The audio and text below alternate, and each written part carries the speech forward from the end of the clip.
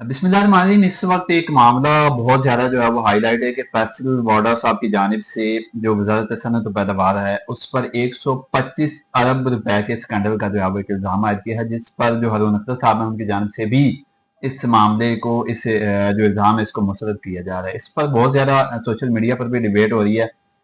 आखिर ये मामला है क्या? गाड़ियां जो है ये बाहर से इंपोर्ट होती कैसे हैं? किस किस मुल्क से गाड़ियां जो है वो पाकिस्तान लाई जाती हैं? कानून क्या है, तरीकाकार क्या है? और जो इल्जाम आयद किए गए हैं उसके अलावा जो सोशल मीडिया पर कार लाइन पर इल्जाम आयद किए जा रहे हैं और ये कहा जा रहा है कि कार लाइन जो है ये एक माफिया है और नाकारा और जो है जिनके बैगेज खुले होते हैं ऐसी गाड़ियां जो है वो पाकिस्तान में लाई जाती हैं जो बाद में बहुत सारे मसाइल का बात बनती है। ये सब जानने के लिए इस वक्त हम जेल रोड पर मौजूद हैं और कार लाइन इंडस्ट्री के मारूफ नाम और Lahore chamber of commerce and industry के जो कार लाइन कमेटी उसके कन्वीनियर मुआज कुरैशी साहब हमारे मौजूद है, उनसे बात करेंगे। मुआज साहब अस्सलाम वालेकुम। जी वालेकुम सलाम। सर ये बताइएगा, सबसे पहले तो मेरा सवाल ये है कि जो बाहर से गाड़ियां आती हैं ये आती कैसे हैं और किस किस मुल्क से गाड़ियां जो है वो पाकिस्तान में लाई जाती हैं? बिस्मिल्लाहिर्रहमानिर्रहीम। देखें जी, ये तो 1974 से पाकिस्तान में गाड़ियां इंपोर्ट हो रही हैं, यूज गाड़ियां। और इसके जो वेज हैं या जो तरीके हैं पाकिस्तान में गाड़ी लाने के, वो दो तीन तरीके हैं। एक तो ये है कि आप गिफ्ट स्कीम के तहत अपनी फैमिली को गाड़ी बेचते हैं, वो आप दुनिया के किसी भी हिस्से से लेके आप गाड़ी बेच सकते हैं। ठीक है। दूसरा ये है कि जब आप पाकिस्तान आते हैं तो आप अपने लिए ज़ाती गाड़ी खुद भी लेकर आते हैं, जिसको आप ये कह सकते हैं कि मैं पर्सनल बैगेज में अपने लिए चीज़ लेकर आ रहा हूँ पाकिस्तान में। तीसरी जो आती है वो ट्रांसफ़र ऑफ रेजिडेंस, जिसको टीआर बोलते हैं। उसके ज़रिए भी गाड़ी लाई जा सकती थी कि मैं मिसाल के तौर पे अमेरिका में हूँ और मैंने पाकिस्तान मूव होना, तो मेरी जो जो वहाँ चीज़ मेरी मर्जी की है मैं उसको लेकर आना चाहूँ तो उसको मैं ला सकता हूँ। ये तीन वेज थे। ठीक है। और इन तीनों तरीकों में ड्यूटी गाड़ी की पूरी देनी पड़ती है, जो गवर्नमेंट ऑफ पाकिस्तान ने डिसाइड की हुई है। और इसमें तमाम जो इसके तरीकाकार हैं उनको पूरे का पूरा जो है वो आपको फॉलो करना पड़ता है।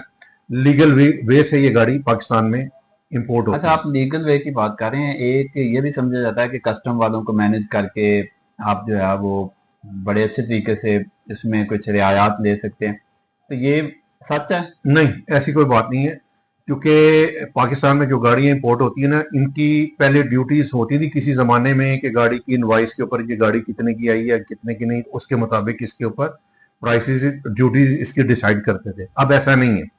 अब गाड़ी की सीसी के ऊपर होता है कि ये गाड़ी मतलब इसकी ड्यूटी इतनी लगनी है। उसमें इन्होंने क्राइटेरिया ये रखा हुआ है कि कार जो है वो 3 साल पुरानी आप इंपोर्ट कर सकते हैं, और जो जीप है 5 डोर जिसको हम बोलते हैं, वो आप 5 साल पुरानी गाड़ी इंपोर्ट कर सकते हैं। 3 साल से पुरानी गाड़ी पाकिस्तान नहीं आ सकती? नहीं, कार में नहीं आ सकती। ठीक है। अच्छा, उसमें ये होता है कि 3 साल, मिसाल के तौर पे आपकी गाड़ी की $10,000 ड्यूटी है, तो आपने 3 साल की आपको रिबेट मिलनी है। उन्होंने उस हिसाब से उसकी वैल्यूएशन करके तो 3 साल का उन्होंने $10,000 में से उतना माइनस करके तो बकाया ड्यूटी उन्होंने सीसी वाइज गाड़ी की ले लेनी है। ये क्राइटेरिया शुरू से ही है। ठीक है। इसके अलावा कोई तरीका पाकिस्तान में गाड़ी लाने का नहीं है। अच्छा, दूसरा एक वे होता है स्मगलिंग के जरिए। क्या पाकिस्तान में गाड़ी इस वक्त स्मगल हो रही? नहीं, पाकिस्तान में स्मगलिंग नहीं है। स्मगलिंग जो हो रही होंगी वो तो जाहिर है, उसका तो हमें अंदाजा नहीं है। लेकिन ये है कि जो हमारा ट्राइबल एरिया है, जिसमें आप स्वात को भी कह सकते हैं, इधर जो हमारा चमन है या इधर जो पेशावर साइड पे जो जितना भी ट्राइबल एरिया है, उनमें जो गाड़ियां आती हैं वो ड्यूटी के बगैर आती हैं। अगर उनको आपने पाकिस्तान में इन करना है तो वो ऐसी कोई पॉलिसी नहीं है कि आप पहले गाड़ी कोयटा मंगवा लें या स्वात में मंगवा लें तो आप पाकिस्तान लाते वक्त उसकी ड्यूटी दे दें। इस तरह नहीं है। स्मगल शुदा गाड़ी जो है वो लाहौर में चल सकती है? पता नहीं, मैंने तो कभी आज तक ऐसी चीज सोची नहीं है, लेकिन जो चलाने वाले होते हैं वो चलाते ही हैं, या और कुछ नहीं तो उसका सामान जो है स्मगल गाड़ी का वो लग जाता है। लेकिन वो ऐसा नहीं है कि ओपनली आपको स्मगल गाड़ियां आ रही हो या चल रही हो, ऐसा पॉसिबल नहीं है। मासूम, थोड़ा सा आइडिया लेना चाहूंगा कि अगर 1000 सीसी गाड़ी जापान से पाकिस्तान मंगवाई जाती है जी, तो वो वहां से कितने में मिलती है और उस पर ड्यूटी कितनी लगती है और पाकिस्तान में कितने की वो गाड़ी पड़ जाती है? ये आपका बड़ा अच्छा सवाल है। देखिए, उसमें ना जापान जो है ना वो हमारी तरह चीटर नहीं है, ये कंफर्म बात है।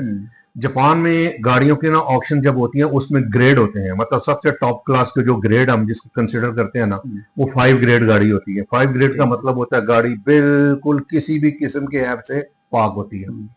उसके बाद 4.5 आता है, फिर 4 आता है, फिर 3.5 आता है। 3.5 तक जो गाड़ी होती है ना वो हमारी 0 मीटर से ज्यादा नहीं ऐसी होती है, ये कंफर्म बात है। सही है। हाँ, उसमें लोग वो होता था, पहले होता था, अब तो खैर गवर्नमेंट ने उस पर पाबंदी लगा दी है, जो कि बहुत अच्छी चीज है। कि एक्सीडेंटेड गाड़ियां भी पहले आ जाती थी, वाटर डिप भी गाड़ियां आ जाती थी, वो नहीं आनी चाहिए थी। ये पहले आती थी, अब नहीं आती। अब नहीं आ रही। ये तो सोशल मीडिया पे मैं किसी एक सीनियर एंकर का एक वीलॉग भी सुन रहा था। वो कह रहे थे कि ये कार लाइन जो है ये माफिया है। हाँ, ये डैमेज और जो नाकारा गाड़ियां होती हैं वो बाहर से मंगवाते हैं, जो रद्दी गाड़ियां होती हैं, और वो हमें ठोक देते हैं। वो उन माफिया के वो खुद भी हिस्से में होंगे, हिस्सेदार होंगे। यहाँ पर तो ऐसा कोई नहीं है।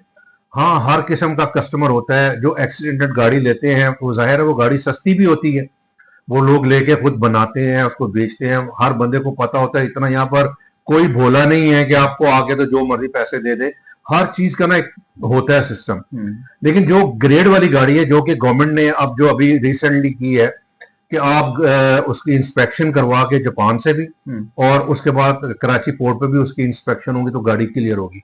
यानी कि ये बहुत अच्छी चीज है, इसमें ये पहले ही होना चाहिए था कि गाड़ी जो है इस तरह आए और लोगों के साथ चीटिंग ना हो, लोगों के साथ धोखा ना हो, ऑप्शन ग्रेड की गाड़ी है, लोगों को ये पता हो। लेकिन जो साहब फरमा रहे थे ना, कल मैं इनका सुन रहा था, वो पता नहीं किस मतलब बैठे हुए थे, मतलब होश में भी थे कि नहीं थे, मुझे उनकी बात समझ में नहीं आई। ये कौन है आप नाम? ये मुजम्मल सोहरवर्दी साहब हैं, रात को मैं सीनियर जर्नलिस्ट हैं, सो कॉल्ड। मैंने तो रात को तो मैं उनसे बड़ा मायूस हूँ, हालांकि मैं उनका बड़ा फॉलोअर था, मैं उनको बड़ा पसंद करता था। लेकिन मुझे लगता है कि उनको भी किसी ने कोई पैसे लगाए हैं नई गाड़ी वालों ने, तो जो उनकी जुबान वो बोलना शुरू हो गए हैं, और उन्होंने क्रॉस द बोर्ड जो है तमाम कार डीलर्स को, जो कि लाखों करोड़ों के हिसाब से यहाँ बिजनेस कर रहे हैं, अपने शोरूम्स बनाए हैं, गवर्नमेंट को टैक्स दे रहे हैं और लीगल वे से गाड़ी इंपोर्ट कर रहे हैं। जो भी है गलत है सही है, गवर्नमेंट ने बनाया हुआ ना तरीका, उसके मुताबिक गाड़ी इंपोर्ट कर रहे हैं। उनको कह दिया जी ये माफिया है, ये 2 नंबर लोग हैं, ये 2 नंबर गाड़ियां मंगवाते हैं। मतलब ये तो उनको सोचना चाहिए कि ये इतनी... अच्छा, उनके जाने से ये कहा जा रहा है कि आप पासपोर्ट खरीदते हैं। ये पासपोर्ट खरीदने की क्या? पासपोर्ट का तरीका ये है ना, गाड़ी आने ही पासपोर्ट है। जिस तरह मैंने आपको शुरू में बताया कि 3 तरीके हैं गाड़ी मंगवाने के। एक पासपोर्ट है जो आपने गिफ्ट करना है, एक पर्सनल बैगेज है जो आप खुद आ रहे हो, एक TR है ट्रांसफर ऑफ रेजिडेंस, जो आप बाहर बैठ के अपना मतलब अपनी गाड़ी खुद लेकर आ रहे हो ट्रांसफर रेजिडेंस के तौर पे। लेकिन ये तीनों का तीनों लीगल वेज है, और इसमें आपने ड्यूटीज भी पूरी देनी है जो गवर्नमेंट में। पासपोर्ट खरीदा जाता है तो लीगल कैसे होगी?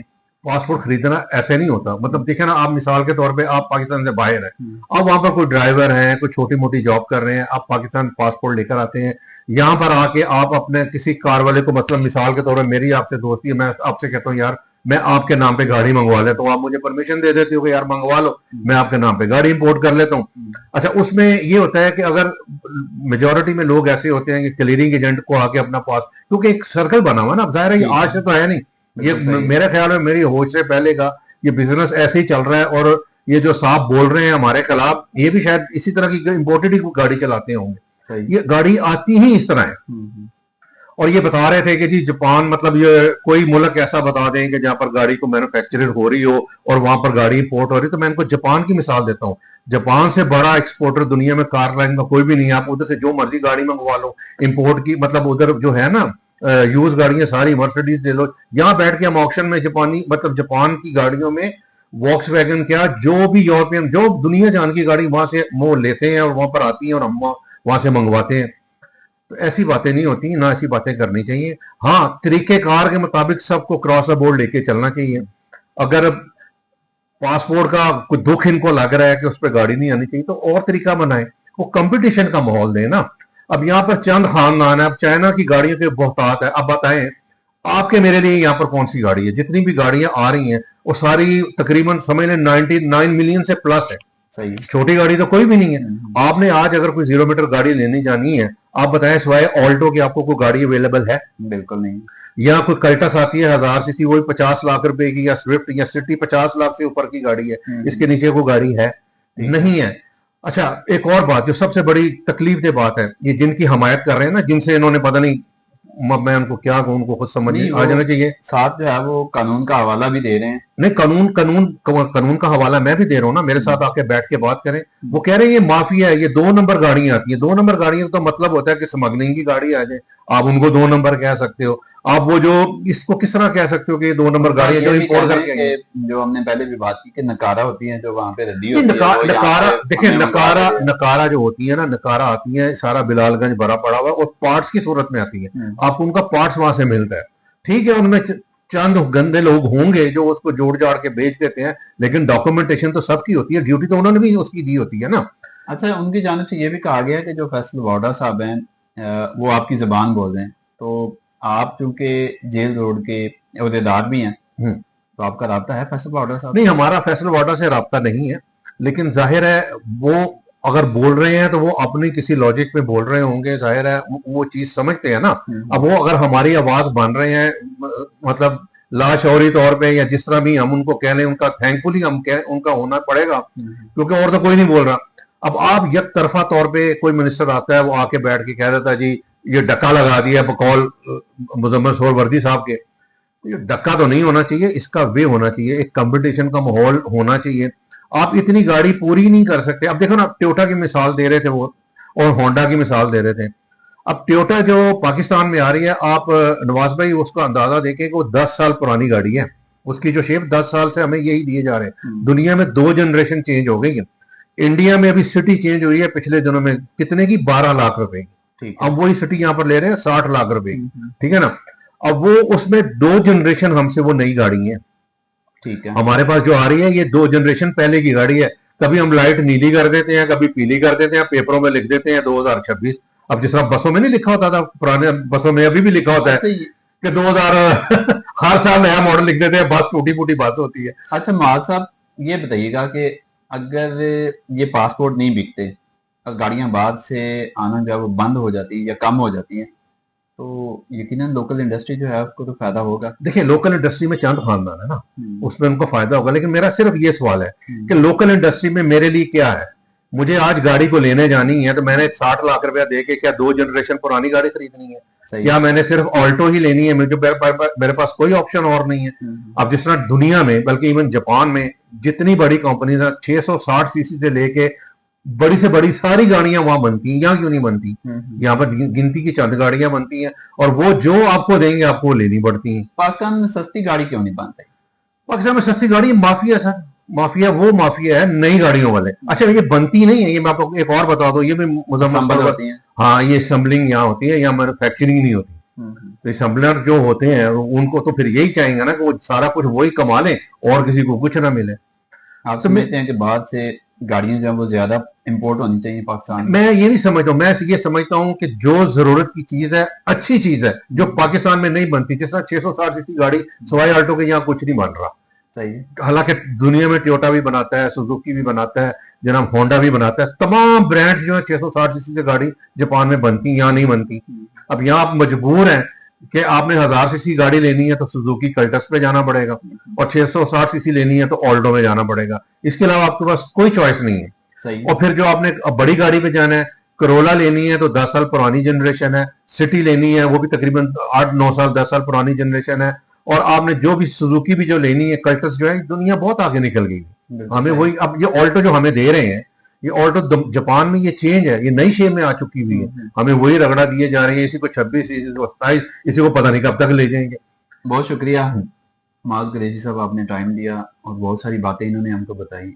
इनका ये कहना है कि गाड़ियां जो है ये सिस्टमेटिक तरीके से जो है वो बाद से लाई जाती हैं, और कार लाइन को जो माफिया कहा गया है उस पर इनको शदीद दुख है। मुझे और मैं एक और नवाज छोटी सी इसमें एक और ऐड करना चाहूंगा।